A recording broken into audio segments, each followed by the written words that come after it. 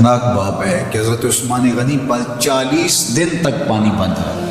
وہ ایک منصوبہ تھا، 3 لوگ 3 مختلف شہروں سے چلے، مصر سے، کوفے سے اور بصرے سے، 1,000 آدمی لے کر، اور مدینہ المنورہ میں پہنچ کر کے حضرت علی المرتضیٰ سے ملے، ام المومنین سیدہ عائشہ سے ملے، کبار اصحاب سے ملے۔ تو جو انہوں نے کہا تو انہوں نے ان کو کہا کہ نہیں ایسی کوئی بات نہیں، فرمائش کر کے واپس بھیج دیا۔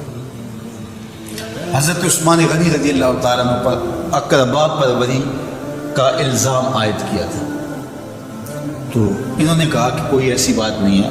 پھر یہ تھا کہ آپ نے کم عمر گورنر، کم عمر لوگ مقرر کیا، تو حضرت عثمان نے کہا کہ حضرت اسامہ بھی تو کم عمر تھے، حضور نے ان کو اگر مقرر کیا ہے تو یہ تو مثال ہمارے سامنے موجود ہے، لیکن یہ ایک منصوبہ تھا، اس منصوبے کے تحت 3 جگہوں سے لوگ آئے تھے۔ وہ 3 دن کی مسافت کے بعد پھر تینوں واپس آ گئے، تو یہ ایک سوالیہ نشان ہے کہ تینوں کو واپس آ گئے، کوئی ایک تو نہ آتا نا، تو یہ سب طے شدہ منصوبہ تھا۔ اور پھر انہوں نے مدینہ المنورہ کو گھیر لیا، اور جس طرح سے بلوائیوں نے حالات پیدا کر دیے، سید علی المرتضیٰ رضی اللہ تعالیٰ عنہ تو شہر مدینہ سے باہر تشریف لے گئے تھے، اور اپنے بیٹوں امام حسن اور امام حسین رضی اللہ تعالیٰ عنہ کو حضرت عثمان غنی کے دروازے پر مقرر کیا تھا کہ ان کو ذرا نہ پہنچنے دینا۔ اب 700 صحابہ اجازت طلب کر رہے ہیں کہ آپ ان بلوائیوں سے نپٹنے کا میں جو ہے وہ اجازت نامہ مرحمت کریں، اور بہت سارے لوگ تو حج پہ جا چکے ہیں، 18 ذی الحج کا واقعہ ہے جب آپ کی شہادت ہوتی ہے، تو وہ حج پہ جا چکے ہیں، تو جو یہاں موجود ہیں وہ اجازت طلب کر رہے ہیں، لیکن حضرت عثمان غنی رضی اللہ تعالیٰ عنہ نے کہا کہ نہیں، میں ایسی اجازت نہیں دوں گا۔ رسول اللہ صلی اللہ علیہ وسلم کا حرم شہر مدینہ لوگوں کے خون سے لالازار ہو، یہ میں اس کو گوارا نہیں کرتا۔ افواج موجود ہیں، اور دنیا کی تاریخ میں آپ کو ایسا نہیں ملے گا کہ اتنی بڑی حکومت کسی کے پاس ہو اور وہ خود گھیر لیا جائے، اور اس کا پانی بھی بند ہو جائے، اور وہ حکم دے کہ نہیں، میرے لیے آپ ایک قطرہ بھی خون نہیں بہائیں گے۔ بلکہ آپ کے غلاموں نے جب تلواریں اٹھا لی تو آپ نے فرمایا کہ میرا حکم ہے کہ تم تلواریں نیچے رکھو، بلکہ میں تمہیں یہ آفر دیتا ہوں کہ جو غلام لڑے گا نہیں اور یہ میرے صحت کرتا ہے وہ آزاد ہے۔ حضرت ابو ہریرہ رضی اللہ تعالیٰ عنہ، حالانکہ یہ پڑھنے پڑھانے والے لوگ تھے، تعلیم و تعلم سے ان کا تعلق تھا، لیکن وہ بھی تلوار لے کے حضرت عثمان غنی کے دفاع میں آ گئے، لیکن حضرت ابو ہریرہ رضی اللہ تعالیٰ عنہ کو بھی حضرت عثمان غنی روکتے تھے۔ مالک بن اشتر کہنے لگا کہ ہم آپ کی دستبرداری کے خواہاں ہیں، آپ خلافت سے دستبرداری اختیار کر لیجیے۔ تو حضور علیہ الصلوۃ والسلام کے اس جانثار صحابی نے حضرت عثمان غنی نے فرمایا یہ نہیں ہو سکتا، دستبردار کیوں نہیں ہوئے؟ لگتا تھا یہ سب سے زیادہ آسان تھا، لیکن حضور نے ارشاد فرمایا تھا اے عثمان، تمہیں اللہ ایک قمیض پہنائے گا، لوگ اس کو اتارنا چاہیں گے، تم کبھی نہ اتارنا۔ تو اس سے مراد خلافت کی قمیض ہے، اور ان کی شہادت کی خبر بھی اللہ کے محبوب علیہ السلام نے دی تھی، اور اگر آپ دستبردار ہو جاتے تو یہ ایک کھلونا بن جاتا، بازیچہ بن جاتی خلافت۔ چند آدمیوں کے پریشر سے خلافت سے دستبرداری کرنا پڑتی۔ اچھا، ایک یہ سوال بھی پیدا ہوتا ہے، چند باغی تھے، ان کو کس طرح کچل دیا جاتا، لیکن حضرت عثمان غنی یہ نہیں چاہتے تھے۔ ایک تو یہ کہ مدینے کی حرمت پامال نہ ہو، اور دوسرا پورے عالم اسلام کو آگ لگانے کا جو منصوبہ تھا، 3 مختلف شہروں سے 1,000 آدمی لایا گیا ایک منصوبے کے تحت، اور انہیں لاشیں چاہیے تھیں، اور جو ان کے پیچھے کام کر رہے تھے نادیدہ ہاتھ، ان کا منصوبہ یہ تھا کہ یہاں سے مختلف سمتوں میں، یہ تینوں شہر مختلف سمتوں میں تھے، تینوں سمتوں میں جب لاشیں جائیں گی تو پورے عالم اسلام کو ہم جو ہے وہ خانہ جنگی کی آگ میں دھکیل سکیں گے۔ تو حضرت عثمان غنی ان سازشوں سے آگاہ تھے، تو سب سے احوط اور آسان یہ تھا کہ قربانی پیش کر دی جائے، اور پھر انہوں نے سن بھی رکھا تھا کہ 2 شہید ہیں، شہید تو انہوں نے بہرحال ہونا ہے، تو لہٰذا میں خلافت سے دستبردار بھی نہیں ہوں گا، اور شہر مدینہ کی حرمت بھی پامال نہیں ہونے دوں گا، اور تیسری بات یہ ہے کہ میں خود مظلوم شہید کر دیا جاؤں۔ تو آپ نے یہ گوارا کر دیا۔ تو 18 ذوالحج تھا، جمعے کا ہی دن تھا، اور حضرت عثمان غنی رضی اللہ تعالیٰ عنہ روزے سے تھے، عصر کا وقت تھا، قرآن مجید کی تلاوت کر رہے تھے۔ حضرت امام حسن، امام حسین اور حضرت عبداللہ بن زبیر اور دیگر لوگ آپ کے دروازے پہ پہرا دے رہے تھے، لیکن باغی پچھلے گھر سے دیوار پھلانگ کے آپ کے گھر میں داخل ہوئے اور تلوار سے وار کیا۔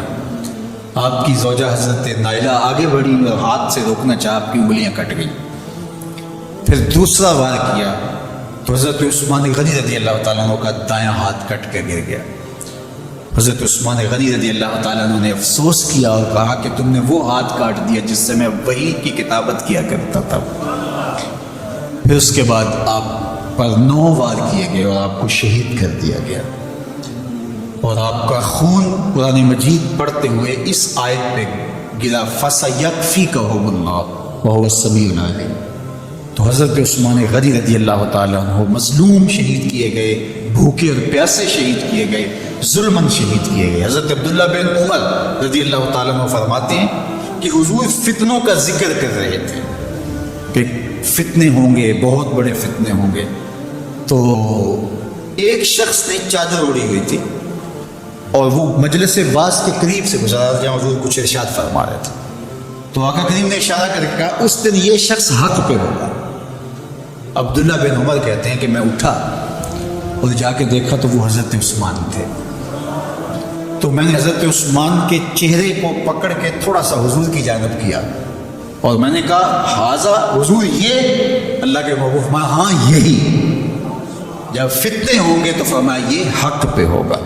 تو حضرت عثمان غنی رضی اللہ تعالیٰ عنہ حق کی راہوں کے مسافر جنہیں حضور کی زبان سے شہید کہا گیا، اور شہید کسی کا انجام ہوتا ہے، تو حضور نے فرمایا یہ شہید ہوگا۔ شہید وہی ہوتا ہے جو بحالت ایمان اس دنیا سے راہ خدا میں اپنی جان قربان کرے۔ فرمایا فَإِنَّمَا عَلَيْكَ نَبِيٌّ وَصِدِّيقٌ وَشَهِيدَانِ، اے پہاڑ رک جا، تو جانتا نہیں تیرے اوپر اللہ کا ایک نبی ہے، ایک صدیق ہے اور 2 شہید ہیں۔ تو حضرت عثمان غنی رضی اللہ تعالیٰ عنہ عظمتوں کے مینار، اللہ اکبر۔ تو یہ حضرت عثمان غنی رضی اللہ تعالیٰ عنہ کا یہ کارنامہ تھا کہ آپ نے اپنی جان پیش کر کے امت کو جو ہے وہ فتنوں سے محفوظ کر لیا اور امت کو بچا لیا۔ حضرت عثمان غنی رضی اللہ تعالیٰ عنہ پہ کروڑوں رحمتیں، کروڑوں سلام۔ ہم آپ کی عظمت کو سلام پیش کرتے ہیں، عقیدتوں کا خراج پیش کرتے ہیں۔ حضور کی خدمت میں ایک جنازہ لایا گیا اور حضور سے عرض کی گئی حضور اس شخص کا جنازہ پڑھا دیجیے، تو حضور نے انکار کر دیا، کہا میں جنازہ نہیں پڑھاؤں۔ تو صحابہ نے عرض کیا یا رسول اللہ، کبھی ماضی میں ایسا نہیں ہوا، جب بھی کوئی جنازہ لایا جاتا ہے تو آپ جنازہ پڑھا دیتے اور آپ نے آج انکار کر دیا۔ تو فرمایا یہ شخص میرے عثمان سے بغض رکھتا تھا اور اس کو اللہ نے بھی اپنی رحمتوں سے محروم کر دیا ہے۔ حضور نے اس شخص کا جنازہ نہیں پڑھایا جو مبغض عثمان غنی رضی اللہ تعالی عنہ۔ تو اب آپ اندازہ کیجئے وہ کتنا بدبخت شخص ہے جو حضرت عثمان سے بغض اور دشمنی رکھتا ہے۔ حضرت عثمان غنی رضی اللہ تعالی عنہ سے اللہ کے محبوب علیہ السلام نے کتنی خوبصورت ارشاد فرمائی، میں اس سے حیا کیوں نہ کروں جس سے اللہ کے فرشتے بھی حیا کرتے ہیں۔ یعنی عثمان غنی وہ ہیں جس سے اللہ کے فرشتے بھی حیا کرتے ہیں، اور جو عثمان غنی کا حیا نہیں کرتا اس سے بڑا بے حیا کون ہو سکتا ہے۔ حاکم نے مستدرک کے اندر روایت ذکر کی ہے کہ بہت سارے صحابہ حضور کی بہت ساری خوبیوں کے مظہر تھے، اور سب سے زیادہ حضور کے خلق کے مشابہ حضرت عثمان غنی رضی اللہ تعالیٰ، اور خلق میں سب سے اونچا درجہ حیا کا ہوتا ہے۔ تو حضرت عثمان غنی رضی اللہ تعالیٰ عنہ حیا کے اس مقام پہ فائز المرام تھے جو انہی کا مقصود تھا۔ اللہ ہمیں حضور کے اہل بیت، حضور کے اصحاب، بلکہ حضور کے در کی مٹی کی تعظیم بھی نصیب کرے۔ اقبال نے کہا تھا خاک طیبہ از تو عالم خوش ترست، آنکھ خنک شہرے کے آنجا دل برست۔ ہمیں تو طیبہ کی مٹی بھی اچھی لگتی ہے اس لیے کہ وہاں محبوب جو رہتے ہیں، تو محبت تو اس چیز کی متقاضی ہوتی ہے، محبوب کی راہوں کو بھی سلامی پیش کی جائے۔ تو جو حضور علیہ السلام کے ساتھ منسوب اتنی وقی نسبتیں ہیں ان کا احترام کیوں نہیں کریں گے؟ تو حضرت عثمان غنی تو داماد رسول ہیں، حضرت عثمان غنی تو ذو النورین ہیں، حضرت عثمان غنی تو حضور علیہ السلام کے محبوب اور حضور علیہ السلام کے پیارے ہیں، ان کو جنت کی بشارت دی گئی ہے، عشرہ مبشرہ میں سے ہیں، 4 جلیل القدر خلفاء میں ان کا نام شامل ہے، اور پھر حضور کی 2 صاحبزادیاں ان کے نکاح میں آقا کریم نے ان کو شہید خود قرار دیا، اور میرے اور آپ کے آقا و مولا نے کہا آج کے بعد کوئی عمل عثمان کو نقصان نہیں دے گا، اور کہا عثمان سے میں حیا کیوں نہ کروں، اس سے اللہ کے فرشتے بھی حیا کریں۔ وہ کتنا دل گداز لمحہ ہے، قرآن نے اس منظر کو بیان کیا کہ جب حضرت خلیل اللہ نے خواب دیکھا اپنے بیٹے کو ساتھ لے کر کے وادی منع میں پہنچتے ہیں، اور جو ارادہ تھا، عزم مصمم تھا، اس کا اظہار اپنے بیٹے کے سامنے کیا تاکہ اس نیکی میں بطیب خاطر یہ بھی شامل ہو جائے۔ قرآن نے اس کو بیان کیا ہے۔ ایسی انوکھی کہانی آپ کو کہیں نہیں ملے گی، ایسی سچی کہانی اور عظیمت کی دل آویز داستان کہ باپ اور بیٹا دونوں بیٹھ کے گفتگو کر رہے ہیں۔ کیا گفتگو ہے؟ باپ کہہ رہا ہے کہ یا بنیا، اے میرے بیٹے۔ جو اہل زبان ہیں وہ اس کی نزاکت کو اور اس کی لطافت کو سمجھتے ہیں کہ یا بنی نہیں کہا گیا، میرے بیٹے نہیں، یا بنیا۔ جس طرح ماں لاڈ سے اپنی بیٹی کو بیٹی نہیں کہتی، میری بچڑی کہتی ہے، تو جب وہ بچڑی کہتی ہے تو اس کے اندر گوند گوند کے محبت رکھی ہوئی ہوتی ہے۔ تو یہاں ذرا لفظ دیکھیے، یا بنیا، اے میرے بیٹے۔ اللہ اکبر۔ اردو کے دامن میں کوئی اتنی وسعت نہیں ہے کہ ان لفظوں کی تعبیر ہو سکے جو شہد ان لفظوں سے ٹپک رہا ہے جو حضرت خلیل اللہ نے اپنے بیٹے کے لیے لفظ استعمال کیے۔ یا بنیا، اے میرے دل بند، اے میرے جگر کے ٹکڑے، اے میرے فرزند نونہال، میں نے خواب دیکھا ہے، اس خواب میں تجھے ذبح کر رہا ہوں۔ یہ خواب آپ یا میں دیکھیں تو ہم تو اپنی بیوی سے بھی اس کو شیئر نہیں کر سکتے، ہمارے رونگٹے کھڑے ہو جاتے ہیں، لیکن بیٹے سے کہہ رہا ہے، اور یہ محض خواب کسی تفنن تباہ کے لیے نہیں ہے یا محض کوئی بات سمجھانے کے لیے نہیں ہے، اس کی تعبیر کی طرف بچے کو لانے کے لیے سنایا جا رہا ہے۔ کہا بیٹا میں نے ایک خواب دیکھا ہے۔ خواب کیا ہے؟ کہ میں تجھے ذبح کر رہا ہوں، اب تو بتا تیری رائے کیا ہے؟ اللہ اکبر۔ اب باپ بیٹے سے کہے کہ میں تجھے ذبح کرنا چاہتا ہوں تو بیٹے کا رد عمل کیا ہوگا؟ کوئی بھی تصور اپنے بیٹے کو کر کے سوچے کیا رد عمل ہوگا؟ اس کی آنکھیں پھٹی کی پھٹی رہ جائیں گی، وہ باپ کے ہوش و حواس پہ شک کرنے لگ جائے گا، کہے گا کیا بول رہے ہو، ہوش ٹھکانے ہیں؟ باپ ہو، صفاق ہو، کیا لہجہ ہے تمہارا، مجھے ذبح کرو گے؟ لیکن یہ فیضان نظر تھا یا کہ مکتب کی کرامت تھی؟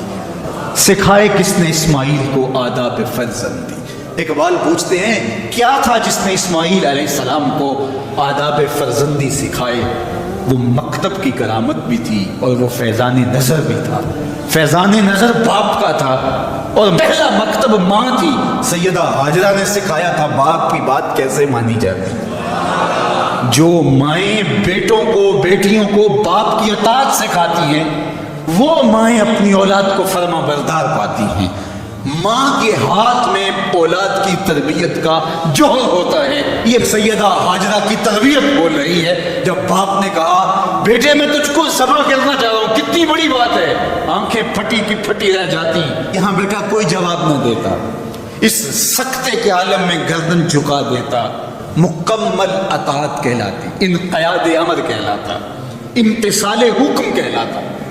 باپ کہتا میں تجھے ذبح کرنا چاہتا ہوں، بیٹا خاموش ہو جاتا۔ السکوت من الرضا، لمحے حساس ہو تو خاموشی بھی رضا مان لی گئی تو بیٹا صرف خاموش ہو جاتا، سر جھکا لیتا، یہ کافی تھا۔ انقیاد امر تھا، حکم کی تعمیل تھی، امتثال امر تھا۔ لیکن بیٹا کیا کہتے ہیں؟ یا ابت فعل ما تؤمر، ابا جی جو کرنا ہے کر گزریے۔ باپ نے جو پوچھا تھا وہ ذبح کے حوالے سے پوچھا تھا، تو ذبح کا جواب ذبح سے مکمل امتثال امر ہے۔ لیکن بیٹا 2 قدم آگے بڑھ کے کہتا ہے یا ابت، اے میرے پیارے باپ، اب اس میں بھی بیٹے کا لہجہ تبدیل نہیں ہوتا. جب باپ ذبح کرنے کا کہہ رہا ہو اس وقت میرے ابو کہنا یہ امتثال امر کی انتہا ہے. اور آگے کیا کہا؟ افعل، کر گزریے. یہاں یہ نہیں کہا ذبح کیجیے. باپ نے کہا ذبح کرنا چاہتا ہوں، لیکن ذبح کے جواب میں ذبح نہیں آیا. ذرا دل تھام کے بیٹھیے. کتنا امتثال امر اور مکتب کی کرامت کا کیسے ظہور ہوتا ہے. یا ابا تفعل ما تؤمر، اے ابو ذبح کیا جو بھی کرنا ہے کر گزریے. ماں میں عموم ہے، عموم. ما تؤمر، جو بھی حکم ہے. ذبح کیا ہے؟ جو بھی کرنا ہے کر گزریے. رہی بات میری تو یہ کام چھوٹا تو نہیں، ستاجے تو نہیں. انشاءاللہ من الصابرین. آپ دیکھیں گے میں صبر کر کے دکھاؤں گا، میں صبر کر کے دکھاؤں گا، تڑپوں گا دیکھنے. اب یہ منظر قرآن نے بیان کیا. فلما اسلما، جب دونوں نے طے کر لیا. کیا طے ہوا؟ فلاں نمبر کی گاڑی خرید لے نہیں، فلاں پلاٹ خرید لے نہیں، فلاں پلازا لے لے نہیں. باپ اور بیٹے کی وادی منع میں بات کیا ہوتی ہے؟ باپ کہتا ہے میں تجھے ذبح کرنا چاہ رہا ہوں، بیٹا کہتا ہے میں ہونے کے لیے تیار ہوں. آپ دیکھیں گے کہ میں جنبش نہیں کروں گا. اب قرآن نے یہاں جو لفظ استعمال کیا لفظوں پہ فلما اسلما، یہیں سے اسلام ہے. اسلام یہ ہے یار کے آگے سر تسلیم خم کر دینا. من مانی کا نام اسلام نہیں ہے، اللہ رسول کی اطاعت کا نام ہے. فلما اسلما، جب دونوں نے اس بات کو طے کر لیا، دونوں راضی ہو گئے. باپ ذبح کرنے پہ راضی ہے، بیٹا ذبح ہونے پہ راضی ہے. وَتَلَّهُ لِلْجَبِينِ، اور باپ نے بیٹے کو پیشانی کے بل لٹا لیا، ہاتھ میں چھری پکڑی ہے. بوڑھا باپ اپنے نونہال بیٹے کو ذبح کرنے پہ آمادہ ہے، جس کا کوئی قصور نہیں ہے، جس کو اللہ سے دعائیں مانگ مانگ کے لیا تھا. اللہ اکبر. کارکنان قضاء و قدر دم بخود ہیں. آسمان بھی سوگ کی چادر اوڑے ہوئے، وادی منع تھر تھر کانپ رہی ہے. رضوان جنت اور حوریں سسک رہے ہیں، مالک قیامت آنے والی. کہا تم بھی کہتے تھے خلیفہ ہمیں بناؤ، ذرا میرے بندے کا انداز عبادت بھی دیکھو، میرے بندے کی باقی ادا بھی دیکھو، میرے حکم پر اس کی تعمیل دیکھو. اللہ اکبر. حضرت خلیل اپنے بیٹے کو لٹا کے ہاتھ میں چھری پکڑے، بیٹے کو ذبح کرنے کے لیے آگے بڑھتے ہیں. ہاتھ میں چھری لیے ہے اور گردن پہ رکھتے ہیں اور پوری قوت کے ساتھ چھری کو گردن پہ پھیر دیتے ہیں، لیکن ایک بال بھی نہیں کٹتا. اس کا یہ مطلب ہی کہ چھری نے اب کام نہیں کیا، میں کیا کروں. کہا شاید میرے دل میں کوئی ایسی بات آ گئی جس سے چھری کو روک دیا گیا. جلدی سے چھری کو پاس پڑی لکڑی یا پتھر پہ مارا. لما تقطع یا سکین، یا چھری کاٹتی نہیں ہے. آواز آئی الخلیل یامرنی والجلیل ینہانی. خلیل کاٹنے کا کہتا ہے، جلیل کہتا ہے خبردار ایک بال بھی کاٹا. پھر تیز کرتے ہیں اور دوبارہ چھری گردن پہ رکھتے ہیں. اللہ اکبر. گلا کٹ جاتا ہے، خون بہنے لگتا ہے. حضرت خلیل خوش ہو جاتے ہیں، آنکھوں سے پٹی کھول دیتے ہیں. لیکن منظر کیا دیکھتے ہیں کہ جس کو ذبح کیا وہ بیٹا نہیں، وہ تو دمبا ہے. اور حضرت اسماعیل پاس کھڑے مسکرا رہے ہیں. بے ساختہ زبان سے نکلا اللہ اکبر. حضرت اسماعیل بولے لا الہ الا اللہ واللہ اکبر. جبریل امین جو دمبا لے کے آئے تھے وہ بھی پاس کھڑے اور مسکرا رہے تھے، بولے اللہ اکبر وللہ الحمد. اب ابراہیم علیہ السلام کی سرشاری کا عالم، جبریل امین موجود ہیں اور دمبا پڑا ہوا ہے. اب ظاہر بات سیدھی سیدھی ہے کہ اللہ کے حکم سے سب کچھ ہوا. حضرت ابراہیم علیہ السلام کے قلب اطہر کو تسلی ہو گئی، لیکن عین اس موقع پر وحی کی چمک سے منع کی وادی روشن ہو گئی اور وحی نازل ہوتی اور آواز آتی ہے وَنَادَيْنَاهُ أَن يَا إِبْرَاهِيمُ قَدْ صَدَّقْتَ الرُّؤْيَا إِنَّا كَذَلِكَ نَجْزِي الْمُحْسِنِينَ.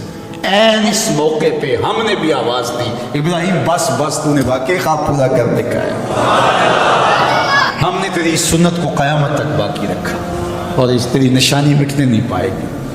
صدیاں بیتنے کے بعد آج بھی منا کی قربان گاہ سے لے کر دنیا کے آخری کونے تک سنت ابراہیمی کو زندہ کیا جاتا ہے. اللہ اکبر. کتنا جگرا تھا اس باپ کا اللہ کی رضا کے لیے. خلت کے تاج یوں نہیں ملتے، عظمتوں کی معراج یوں نصیب نہیں ہوتی. باپ بیٹے کو ذبح کرنے کے لیے آمادہ ہو جاتا ہے. ہمارے ایک بزرگ کہا کرتے تھے بیٹے ہر بندے کا کوئی نہ کوئی اسماعیل ہوتا ہے. جب تک وہ اپنے اسماعیل کی گردن پہ چھری نہیں رکھتا اللہ کی دوستی نصیب نہیں ہوتی. اپنی خواہشات کی گردن پہ، اپنی آرزوؤں کی گردن پہ چھری پھیرو. اللہ کے لیے محبوب سے محبوب چیز قربان کرنے کے لیے آمادہ ہو جاؤ، پھر تمہیں وہ اپنی قربتوں سے مالا مال کرے گا. کوئی بھی اتنی جلد معاف نہیں کرتا، ماں بھی اتنی جلد اپنی اولاد کو معاف نہیں کرتی جتنی جلد بندوں کو اللہ معاف فرماتا. بلکہ جو صغائر ہیں وہ تو بغیر توبہ کے ہی معاف ہوتے رہتے ہیں. فرمایا کہ جب تم وضو کرتے ہو تو اعضائے وضو کے گناہ جھڑ جاتے ہیں وضو سے، اور ہمیں پتہ بھی نہیں ہوتا. بہت سارے صغیرہ گناہ ایسے بھی ہیں کہ ہم ان صغائر کا ادراک بھی نہیں کر پاتے، لیکن وہ ہمارے سے جڑے ہوئے ہوتے ہیں. اور اسی طرح جب وہ ہمارے سے جھڑتے ہیں تو ہمیں ادراک بھی نہیں ہوتا کہ وہ ہمارے ساتھ جڑے تھے اور ہمارے سے دور بھی ہو گئے اور ہمیں پاک صاف کر دیا گیا. ایک نماز سے دوسری نماز تک کا وقت درمیان کے اندر ہونے والے گناہوں کا کفارہ ہے. ایک جمعہ دوسرے جمعے تک، ایک رمضان دوسرے رمضان تک گناہوں کا کفارہ ہے. تو یہ اللہ کی کرم نوازیوں کے نام. بلکہ فرمایا ہم نے تم کو جو بڑے گناہوں سے منع کر رکھا ہے، اگر تم ان گناہوں سے اپنے آپ کو بچا لو تو ہم اس کے صلے کے اندر تمہارے چھوٹے گناہ ویسے ہی معاف کر دیں. ایک تو ہے کہ تم وضو کرو گے تو جھڑیں گے، ایک تو یہ ہے کہ تم کچھ اعمال کرو گے تو اس کی برکت سے یہ گناہ ساتھ جھڑ جائیں گے. لیکن اگر تم بڑے گناہوں سے بچتے رہو گے تو ہم تمہاری اس بات کا اعزاز تمہیں دیتے ہوئے کہ تمہیں اللہ کے حکم کا پاس ہے، تم بڑے گناہوں سے بچ رہے ہو، اور جو چھوٹے گناہ تم سے سرزد ہو گئے ہم اس بڑے گناہ سے بچنے کی وجہ سے وہ ویسے تمہارے سے ہٹا دیں گے، تمہیں صاف کر دیں گے. سزا یہ کتنی کرم نوازیاں ہیں. اور اگر تم نیکیاں کرتے ہو تو نیکی بھی تمہارے گناہ کو مٹا دیتی. اللہ کے محبوب علیہ السلام نے جو 3 وصیتیں کی تھی تو ان میں سے ایک وصیت یہ تھی کہ گناہ تم سے سرزد ہو جائے تو اس کے بعد تم نیکی کرو. کیوں؟ تم ہوہا، جو نیکی ہے وہ گناہ کو مٹا ڈالے گی. یہ کیسا اس کا الوہی انتظام ہے کہ ہمارے گناہوں کو مٹانے کے لیے کتنے سامان رکھیں. چھوٹے گناہ سرزد ہو گئے ہیں تو وضو کرنے سے، نماز ادا کرنے سے معاف ہو گئے، صدقہ کرنے سے معاف ہو گئے، کسی کو مسکرا کر ملنے سے معاف ہو گئے، رستے میں پڑی ہوئی چیز ہٹا دی تو اس سے معافی ہو گئی، دروشی پڑا تو گناہ معاف ہو گئے اور خطائیں دھل گئیں اور درجات بلند ہو گئے، اور نیکی کی تو ساتھ گناہ بھی معاف ہو گئی. تو باقی رہی بات کہ کبیرہ گناہ، بڑی بڑی باتیں، تو شرک سے بڑی بات تو کوئی نہیں. سب سے بڑا گناہ تو شرک ہے. لیکن اگر بندہ توبہ کر لیتا ہے تو اللہ شرک کو بھی معاف کر دیتا. ایمان شرک سے برات کا اظہار ہے تو شرک بھی معاف ہو گیا، ورنہ شرک معاف ہو گیا. اور باقی کبائر بھی توبہ سے، رجوع اللہ سے معاف ہو جاتے ہیں. یہ کتنی اس کی کرم نوازیوں کے رنگ ہیں کہ اس کے حضور جب آپ آ جائیں اور اپنی معذرت پیش کر دیں تو وہ بندے کو شرمندہ نہیں کرتا کہ تم نے یہ کیا. جب بندہ کوئی جرم کر بیٹھتا ہے، کسی سے زیادتی کر بیٹھتا ہے اور حقیقی زیادتی ہوتی ہے، تو پھر اس کے پاس جاتے ہوئے ڈرتا ہے کہ اس کا رد عمل کیا ہوگا. میں نے یہ زیادتی کی، واقعتاً زیادتی کی.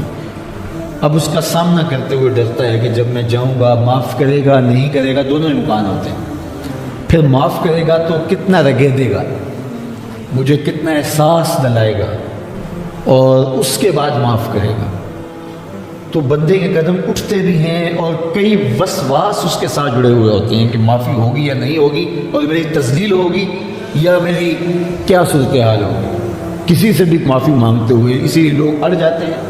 بعض کا وہ جانتے بوجھتے ہوتے ہیں کہ ہم نے یہ زیادتی کی ہے، اپنے بھائی کا دل دکھایا ہے، حق مارا ہے، زیادتی کی ہے، لیکن وہ اس احساس سے بچنے کے لیے تو پھر آہستہ آہستہ آہستہ آہستہ وہ اس کے عادی ہو جاتے ہیں.